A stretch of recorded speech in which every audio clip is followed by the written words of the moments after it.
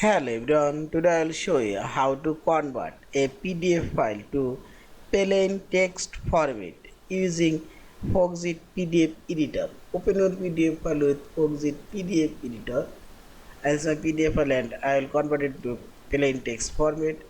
Now click on this convert option, this menu bar, and here you will find this to other option. Click here and this is plain text option. Click here.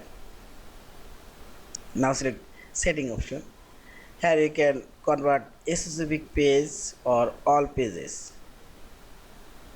Now select OK and save location, and you can rename it also if you want, and finally select save.